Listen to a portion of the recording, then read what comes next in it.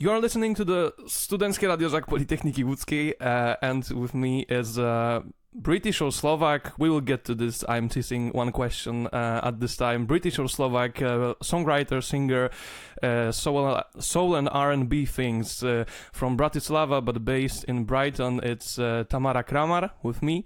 Hi, Tam. Hello. Hi. Thanks for having me.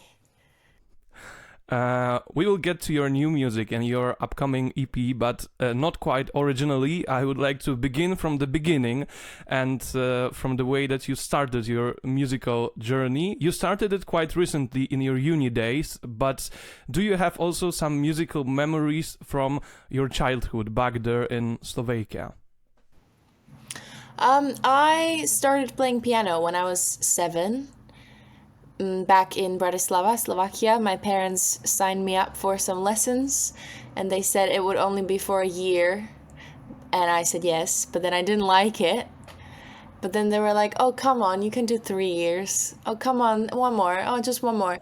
And then it ended up being 9 years of piano classes, which I am now very grateful for because it gave me kind of a foundation, a base for an understanding. And then from there, I picked up singing just at home and then picked up guitar because guitar was easier to take around than a piano. I was always into music, but I only started writing songs when I moved to England in 2019. Okay, now I will ask you to explain a few of your life decisions. So the first one is... you are in Slovakia, you are in Bratislava, you're finishing your high school, and then you decide to move to Great Britain. How it happened and how you felt in these first months in Great Britain? Was it kind of cultural shock for you, or it was very natural? So I went to bilingual high school in Bratislava. I did the IB program, focusing on maths and science. And so all of my classmates were going abroad to study at a university. That was very common where I was at, because all of our lectures were in English already. So it was normal for us to go, even just to like Prague, or Denmark somewhere, or the Netherlands or England. And I applied to a few universities, and then I decided I would go to England just because of English. And also because I was studying neuroscience. I did cognitive neuroscience, and the university here was really good for that. And then I was deciding between London and Brighton, but I visited Brighton for a day, and it was sunny, and it was warm, and there's a sea, and there was music everywhere, and I was just like, you know what, I'm going to Brighton. Why neuroscience? And I know you had to answer a few times this question, but it's really interesting. I mean, neuroscience and music and how they influence each other. Does it influence the way that you look on music, on composing, on performing live?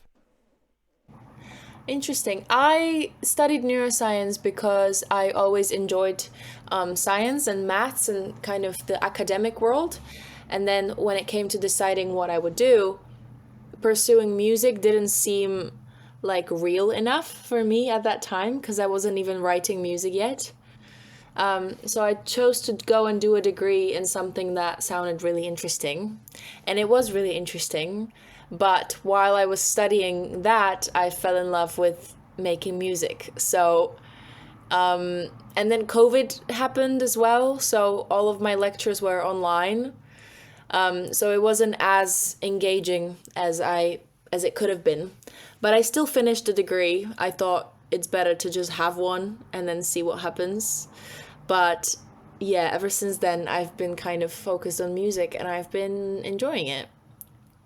But whether they influence each other, I'm not sure. I mean, I definitely became a lot more observant. I observe people all the time. I analyze people all the time. And then also there's a big overlap with like how music can affect the listener. And, you know, you can add certain sounds to make someone feel a certain thing. And that is definitely something that I am getting into. Okay, tell a bit about your musical studies. right now? How do they look like, and what did you learn there? Because it was, as you said, it was not your first contact with learning music because you had your piano lessons, but I guess it's completely different experience, right? Being in a regular course, master course. Yes, so I went from the bachelor's degree in neuroscience straight into the master's degree in music production. So that was not very smart because I entered a classroom full of people that had already done a lot of music production in their lives. And they were just like, "Oh, here's a studio, record your album." And I was just a little bit like, I don't know how to turn this on. Um, but it was a good challenge, and it definitely taught me a lot.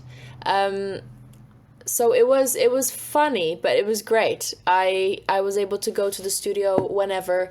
I was able to learn from my classmates. I became a part of a lot of my classmates' projects.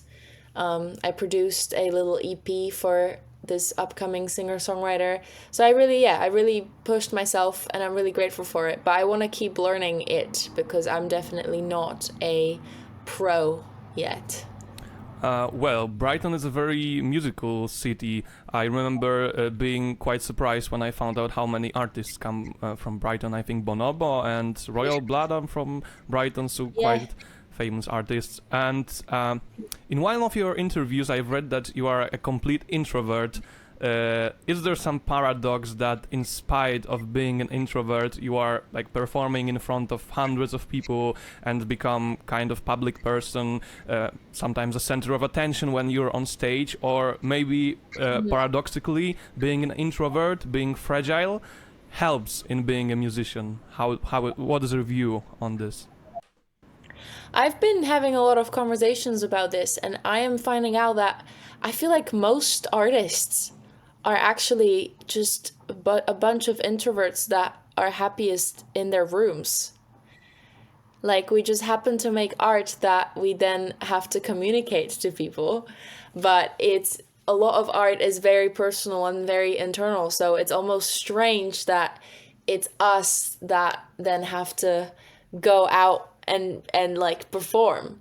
But I love performance, and I think I love performance because that is the only time and space where I feel confident to be the center of attention. Like, you will never see me in a club dancing on a table, ever. But at a gig, I will be dancing on stage. So I don't know, it's a fun one. Maybe sometimes with help of liquid courage, at least. There you go. We will get to the EP. Here we get to kind of identity, Slovak, British part. I mean, this is the question that I wanted to ask, maybe as a first from the beginning. Like, do you feel more like a Slovak or British musician, or you don't really think about it? I don't really think about it. I probably feel I feel more Slovak than British in general, obviously. But also because over the past 5 years that I've lived here, I've been traveling back to Slovakia all the time. My music is definitely more known in Slovakia than it is in England.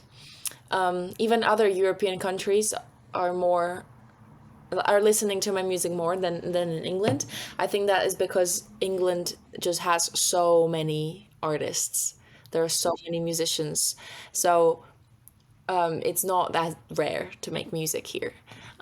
So I definitely feel like I am a Slovak artist based in England, but my music is in English. So that's also like a paradox, you know. I'm not fully a Slovak artist writing in Slovak. So yeah, I don't know. I'm just exploring it. I don't know, trying to find my space in both markets. I think it's a big privilege being able to work on a few markets at the same time, because that way you don't rely on a single country. Also, being in England very much grounds you, just because you're no one here. You know. So it's nice to be able to to have a bit of both. Okay, this is what I wanted to ask you, whether you feel that having parallel lives in two countries and doing career in two countries at the same time is more like a burden or more like a possibility. But from what you're saying, I guess it's definitely a possibility for you. I mean, it does take a toll as well. You know, all the traveling is pretty exhausting. Having a routine in your day-to-day life is really weird. Like, I'm still figuring it out. I don't know where it's gonna go and or how I'm gonna do it all. But yeah, I do like the duality of things. I like being there and there. Yeah. And do you feel that in both countries you play for completely different people in completely different contexts, completely different venues also, or are there some possibilities, similarities, sorry? I mean, depends, really depends. You know, sometimes the shows in Slovakia are much bigger than in England, or just more important, if that's a thing. I don't know. But then sometimes in England, you know, it might be a small little gig with just like a few people, but the people might be the most like relevant people. Or sometimes even when I play, let's say in England, and I open for some other artist, and so no one in the crowd really knows me, sometimes a reaction, a positive feedback from a bunch of strangers is almost more valuable because I know it's real. They don't owe me anything. But yeah, I don't know. I like both. Also in England, people relate to the lyrics a bit more just because they understand immediately. Whereas in Slovakia, it's often just about listening to the music, which I'm also happy with. So they're different, but I don't know. It's fun. I like having both. I like doing both. Okay, there's one more thing about Slovakia that I want to ask you, because when I was doing research before our interview, well, I found out about your father and that he's quite famous. Herec, it's actor, yeah, it's famous actor. I don't know how famous he is, but after viewing internet, I have a feeling that he's quite famous. So, do you have a feeling that in Slovakia you are perceived by some people as a daughter of your father, right? So more like maybe even not Kramar by Kramarova, you know, daughter of Kramar, more than Tam, more than singer. How do you feel with it? Yeah, definitely. Interesting that you ask. I never get asked about this by anyone other than Slovak people, which is funny, but well, it makes sense. Yeah, I mean, definitely. It's a funny one because obviously, my dad being a successful actor means that I have opportunities, and you know, my name already rings a bell. So it's definitely opened some doors for me. But at the same time, also, it just immediately puts me in this like category of she's just successful because her dad is famous, which isn't true, but it can get to me sometimes. But I don't know. It's both good and bad. I just see it as a privilege to be from a family full of. My granddad was an actor as well. His dad was an actor. Like, it's a family of artists, and I am happy to come from that. Also, he's an actor, so, you know, yes, he's in arts, but it's a completely different world. Music and acting, like, we don't have any overlap in terms of connections. So yeah. But then that's why I also think I like being in England, because then no one here, that means nothing to people here. So if I get booked for a concert here and people show up, it is just for the music. It has nothing to do with who I am or where I come from. So yeah. Yeah, I guess people in Brighton don't watch too much Slovak TV series. So No, they don't. Also, they're nowhere to be found with subtitles. I've been trying to find some, but I can't find them. okay, and have you thought maybe about writing lyrics also in Slovak? To be honest, I would really love to hear it, because I think it would be really, really interesting, really cool to hear your kind of music, soul kind of music with Slovak lyrics. I have thought about it, and I have started some songs, but I just haven't finished anything yet because I'm a bit too harsh on myself. Slovak feels very very, very, very personal and very, very naked. So I feel like I need to get it right.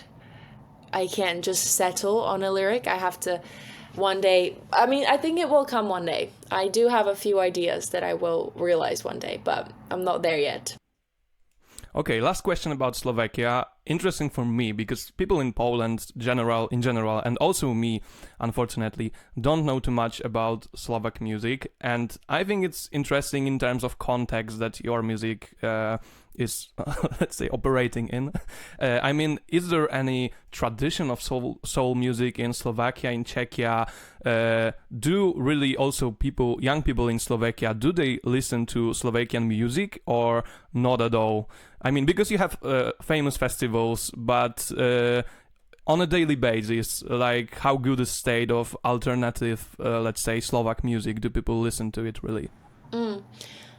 That's a good question. I think we definitely have a scene. There's definitely really cool music being made in Slovakia by Slovak people. I think I'm a bit biased because a lot of these musicians are actually my friends.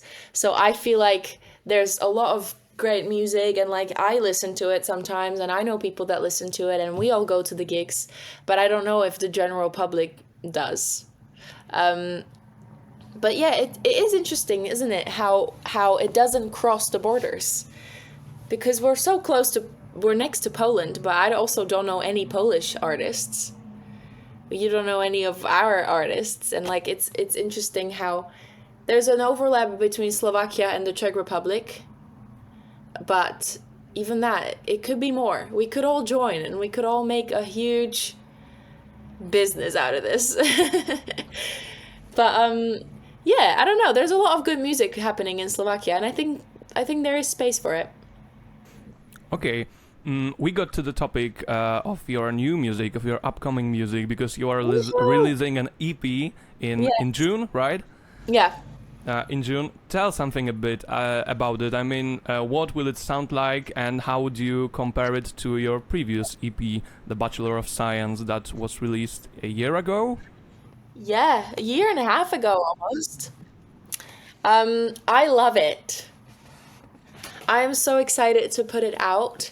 It is 7 songs that I've made over the past year and a half, maybe. And it is very much, it sounds like what I wanted it to sound like. With the first EP, I worked with a bunch of different producers, and I was not intending to make an EP. I was just having fun with sessions, and it was COVID and I didn't have an idea for it. And then what came out as Bachelor of Science was just a collection of those tryouts. And I'm really happy with how they turned out. But with this one, I really wanted to have an intention and have it sound like a piece. And I chose the people that I worked with very carefully. We have my amazing bassist, Michal Shelep. He has your name. Who has been in my band for like 3 years now, and he's a really good like band, like a musical director and also producer, so he helped a lot. He also wrote and recorded all of his bass parts. Then we have my pianist, who's also my best friend, Petr Kunzo, who's also been in my band for 3 years. He also wrote all of his piano parts. And then we have a trumpet player, also Michal Talik, who is incredible. He's a new addition to the band, but he just adds so much atmosphere and color.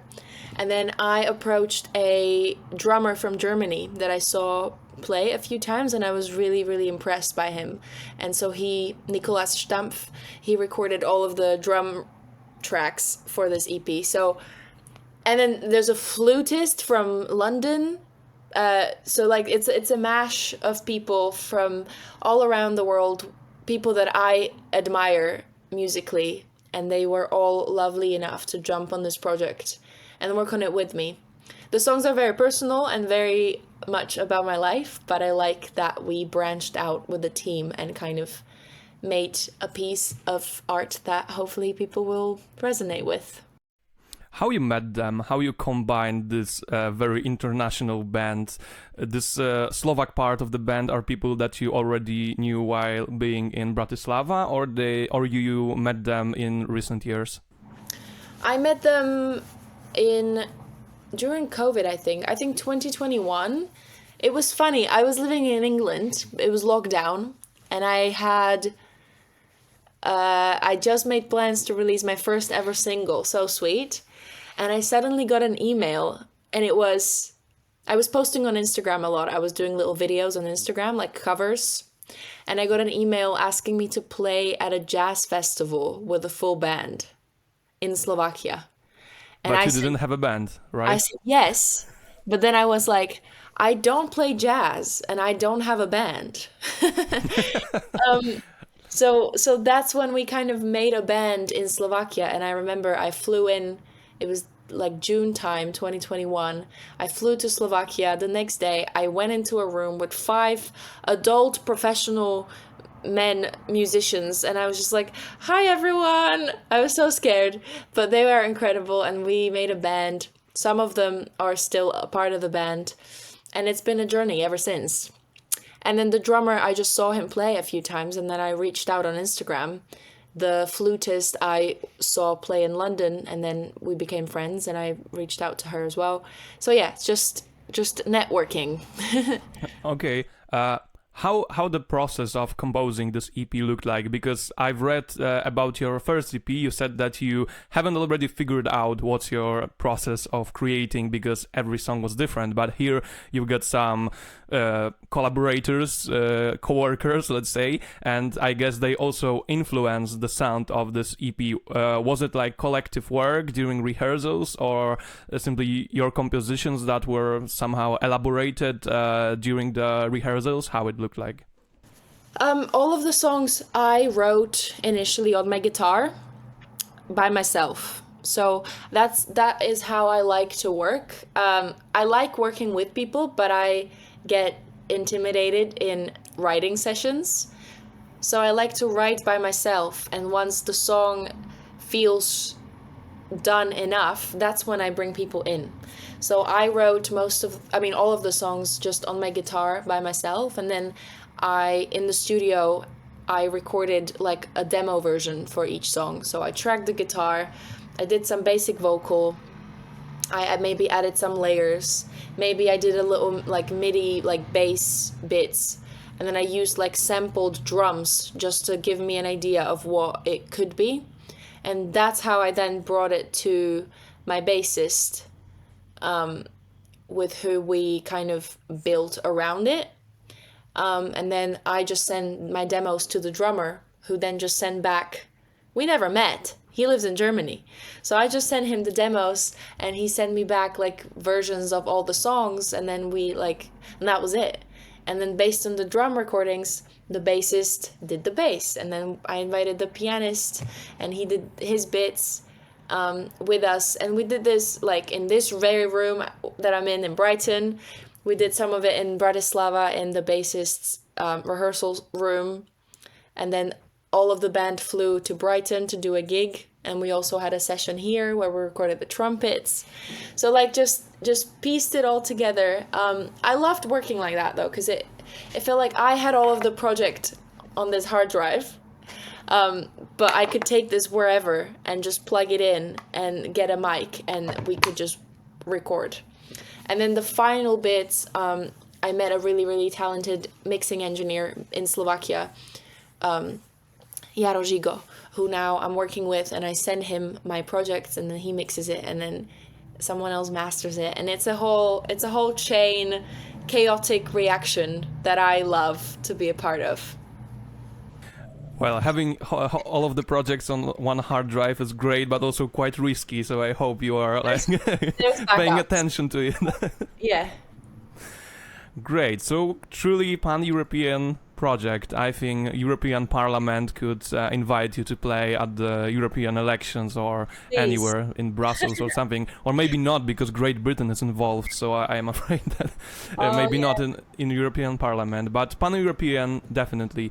Yeah. Okay, tell me a bit about influences behind this EP. I have to admit that before our interview, I've stalked you a bit on Spotify and found on your profile playlists bearing, I guess, the same titles as particular songs from the upcoming EP. Yeah. And I found there Olivia Dean, Daniel Caesar, Hiatus Coyote, Lion La Havas, Tom Misch, Billie Eilish. Are these artists kind of major influences behind the EP, or is there something else? And were this also this playlist some help for you during creative process, or maybe you created them when the songs were already completed? That's funny that you found those. I didn't realize they were public. They are. I made those playlists for the mixing engineer. Those are our reference tracks. So for each song, I made a little playlist of songs that I think the song should sound like sonically. And I sent those to the mixing engineer for him to get an idea of where I want things to sit. But the artists that you mentioned are definitely a big influence on me in general. I also discovered this artist called Raquel Martins last year. She's a Portuguese but London-based guitarist, producer, and singer, and she released her EP last year, I think. And when that came out, I was obsessed with it, and then I went to see her play in London, and that's where I met the flutist. So it's all connected, and she very much does like bossa nova inspired neo soul stuff. So that was a big inspiration. And yeah, just like, yeah, there's so much good music out there. There's one track on this new EP that's not out yet. It's called Breakfast Tea. And that's a funny story as well, because I wrote that song ages ago, like 2020, I think. But I was never happy with the instrumental bit. And then we had a session with my bassist, and I was just like, can you just like play a groove on the bass in this key? Like, forget everything. He hadn't heard that song. I was like, can you just give me something? And then based on that something, we built a beat. And then I was like, okay, this will be Breakfast Tea.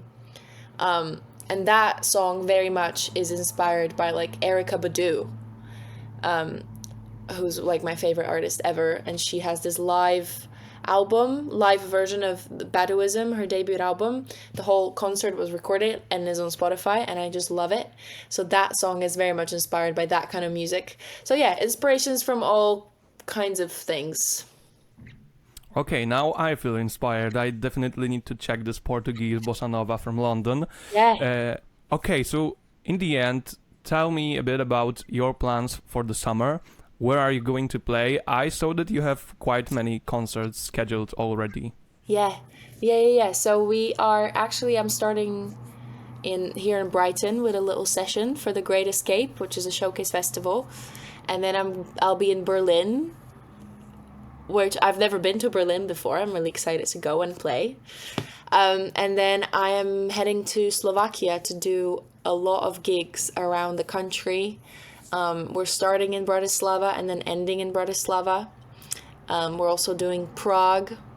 So yeah, there's a lot planned because the EP is coming out. So I really wanted to celebrate the EP with gigs.